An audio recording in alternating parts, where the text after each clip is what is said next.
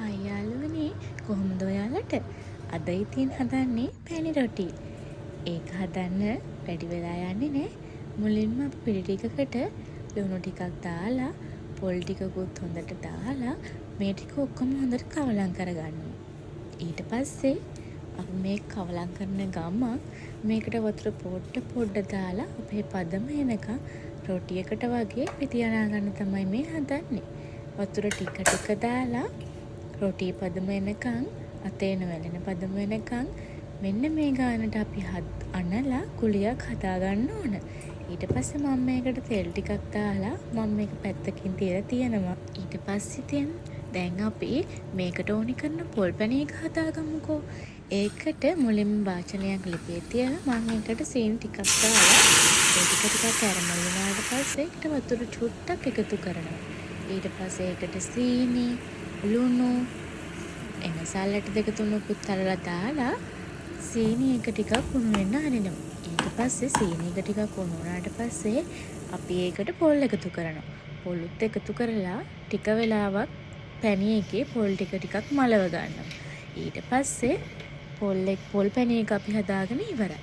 දැන් මම මේ හදන්නේ රොටිය හදාගන්න. ඒකට මම මුලින්ම මේ වගේ ලෑල්ලක් අරගෙන ඒකට තෙල් ටිකක් දාගත්තා. ඊට පස්සේ දැන් අපි අර හදාගත්තු කලින් අනාගත්තු පිටි මිශ්‍රණය බෝල වලට කඩලා මම මේ චූටි බෝල වලින් එක බෝලයක් අරගෙන ඒක අපි රොටියක් වගේ වෙන්න හොඳට වඩා ගන්නවා. මේ වගේ තුනී වෙන්න ටිකක් සාමාන්‍ය ගානට වෙන්න මම මේක වඩා ගන්නවා. ඊට පස්සේ මම මේක මේ විදිහට වඩලා මේක මැදට පොල් පැණි දාගන්නවා. පොල් පැණි දාලා මම මේක මේ විදිහට ටිකට නවා ගන්නවා. නමලා පොල් පැණි එළියට එන්නේ නැති වෙන්න මම මේ අයින් ටික හොඳට තද කරගන්නවා ඇඟිල්ලෙන්. ඔයාලට තියෙනවා නම් ගෑරුප්පුවකින් උනත් කමන්නේ මේක හොඳට තද කරගන්න. මොකද අපි මේක පුච්ච ගනිද්දි මේකේ පොල් පැණි ටික නැත්තම් එළියට එනවා. ඒක නිසා අපි මේක හොඳට තද කරගන්න ඕනේ ඇඟිලි තුඩු වලින්. මේ විදිහට තමයි හදාගන්නේ. දැන් ඔන්න පළවෙනි එක හදලා ඉවරයි.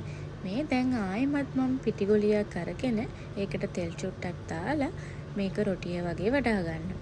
ඊට පස්සේ මම මේකට ආයෙමත් මෙතට පොල් පැණි ටිකක් දාගන්නවා. පොල් පැණි ටික දාලා අර කලින් වගේම මේක දෙකට නමලා මම මේක ඇඟිලි තුඩු වලින් අයින හොඳට තද කරගන්නවා. මේ විදිහට තද කරගන්නේ රොටිය පුච්චද්දී පැණි ටික පොල් පැණි ටික එළියට එන්නේ නැති වෙන්න. මේ විදිහට අපි දැන් පැණි රොටිය ටික ඔක්කොම එකපාර හදාගමු. එකපාර හදාගෙන පුච්ච ගන්න එක තමයි ලේසි. මේ තියෙන ඉතින් මම එකපාර හදාගත්ත පැණි රොටිය ටික දැන් ඉතින් මේ ටික මේ වගේ පෑන් එකක් තියලා දෙපැත්ත පුච්ච ගන්න තමයි තියෙන්නේ. එක පැත්තක් පිච්චුණාට පස්සේ අපි අනිත් පැත්තත් දාලා මේක පුච්ච ගමුකෝ. මේ තියෙන්නේ වගේ පුච්ච ගත්තුවා. දැන් ඉතින් මේක රස බලන්න තමයි තියෙන්නේ.